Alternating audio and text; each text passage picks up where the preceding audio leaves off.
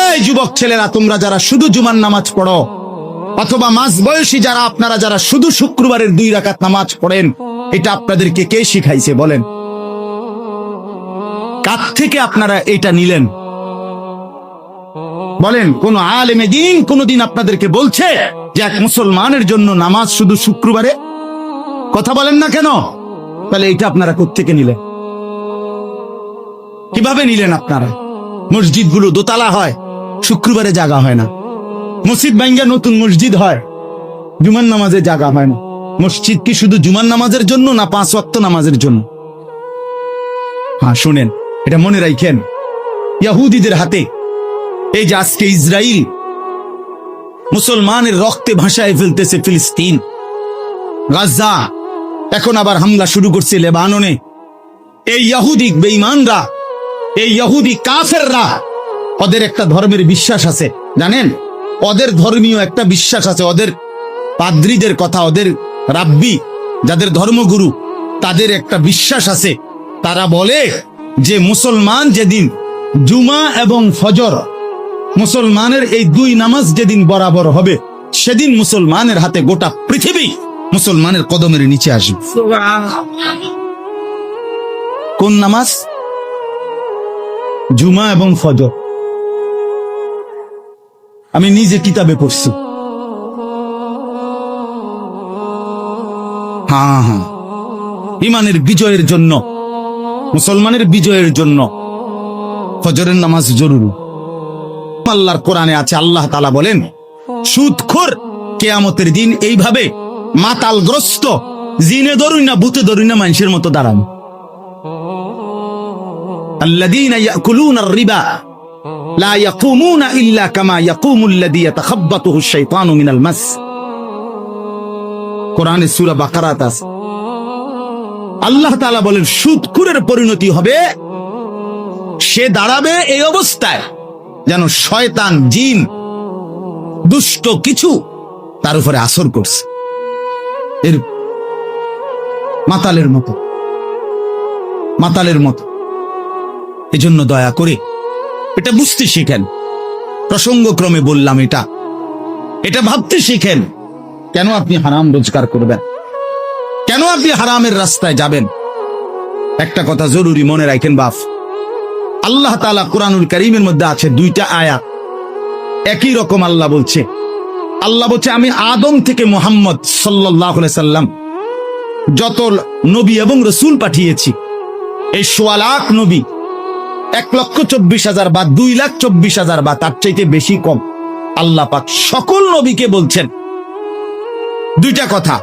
এক, তোমরা হালাল খাও, অতঃপর আমি আল্লাহর বন্দেগী করো, অতঃপর আমার বন্দেগী করো। ইয়া আইয়ুহার রাসূল কুলু মিনাত তাইয়্যিবাত ওয়া আমালু সালিহা।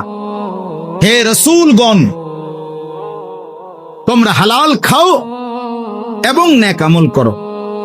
আল্লাহর নবী সাল্লাল্লাহু আলাইহি সাল্লাম বলেন, উম্মত শোনো, হে মুমিনরা তোমরাও শোনো।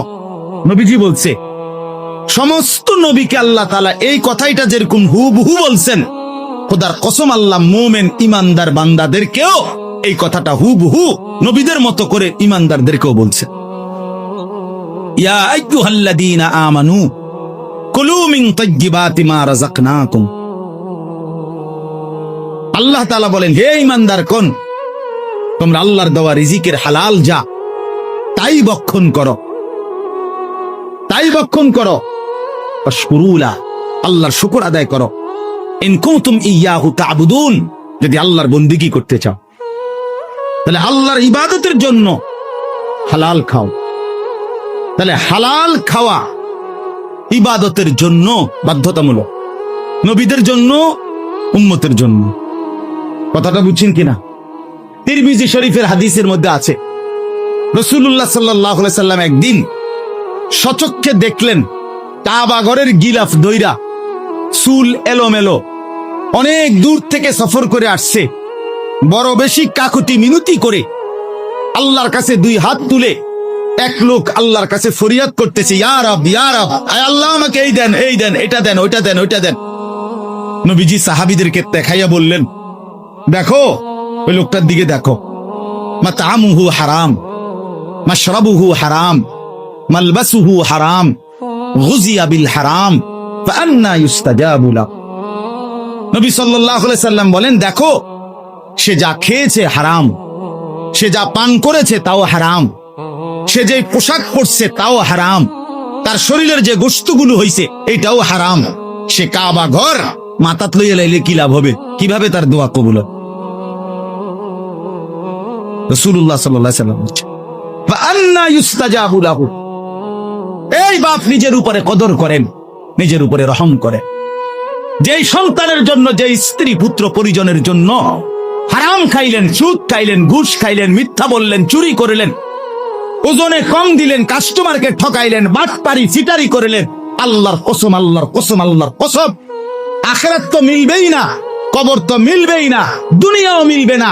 এই নাফরমান সন্তান আপনার মৃত্যুর পরে আপনারে মনে রাখবে না, রাখবে না, রাখবেন। দৈন্তান নাই কান্না। আমনে কবরের থেকে 20 বছর পরে আইসা, 10 বছর পরে আইসা দেখে যাইয়েন আমনের ঘরে আপনার রেখে যাওয়া স্মৃতির কিচ্ছু নাই, কিচ্ছু নাই। পরবর্তী 20 বছরের ব্যবধানে খাট, পালং, সোফা, ফার্নিচার, কাছের ফ্লেট, নুনের বাড়ি, আমনে যেগুলো জমায়ে দিয়ে গেছিলেন এটি নাই। জিজ্ঞাসা করবেন শুধু পুত নাতিরে, কিরে বাবা আমার গুলা কই? বলবে এগুলো এখন চলে না, এগুলা ওল্ড মডেল, হালাই দিছি বউটাকে। তাহলে তোমার সন্তানই তো তোমার দুনিয়া ফেলে দিল, তোমার বংশধরই তো তোমার দুনিয়া ফেলে দিল। তো আখিরাত তো মিললই না, তো দুনিয়া কোথায় মিলল? দুনিয়া কোথায় মিলল? এই জন্য আল্লাহর দোহাই অনুরোধ করছি, কোনোভাবেই জিফুত পালনের লাগাও সন্তান, বংশধর, ফ্যামিলি, পরিবারের মুখে হাসি ফুটানোর জন্য ওদেরকে, নিজেকে জাহান্নামের আগুনে ফেলে দিয়েন। ওই মুখে হাসি ফোটে না, ওই মুখে জাহান্নামের আগুন পুড়বে, আগুন। আল্লাহ তাআলা কোরআনুল কারীমের মধ্যে বলছে, আমি নিজে কিতাবে পড়ছি, কোন বান্দার একটি আমল কবুল হলো কিনা এটার প্রমাণ হলো ওই বান্দাকে আল্লাহ তাআলা এটা কবুল করিলে দ্বিতীয়বার পরের আমল পুনরায় তাকে ওই আমল করার তৌফিক দেয়।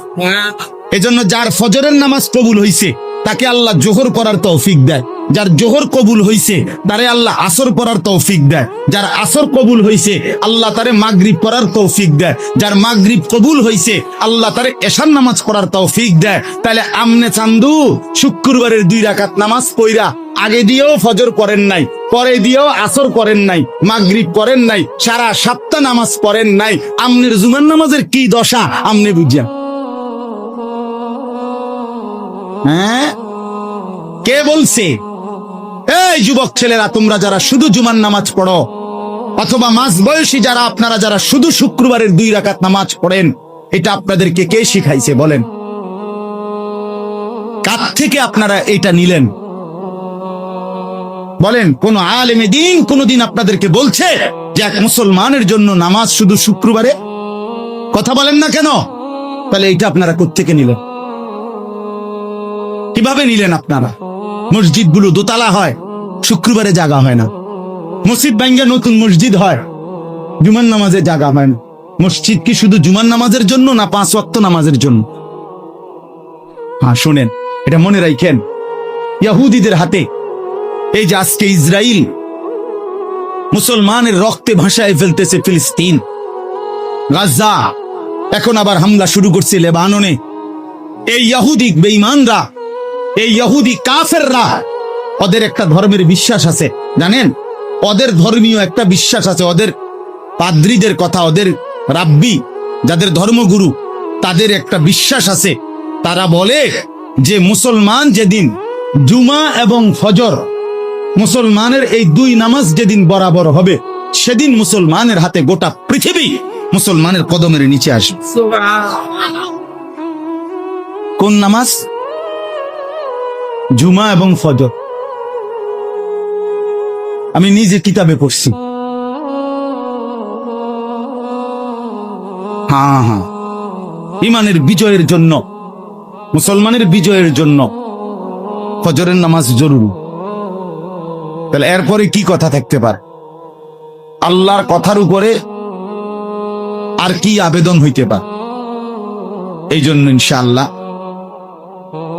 এরপরে আপনারা আর যেটুকু সম্ভব হইছে বসছেন, এইবার স্বেচ্ছাসেবক ভাইরা জিম্মাদারি আদায় করেন। আদায় করে যেটুকু কেউরে বসাইতে পারলে বসান, আর না যা কোনোভাবেই জায়গা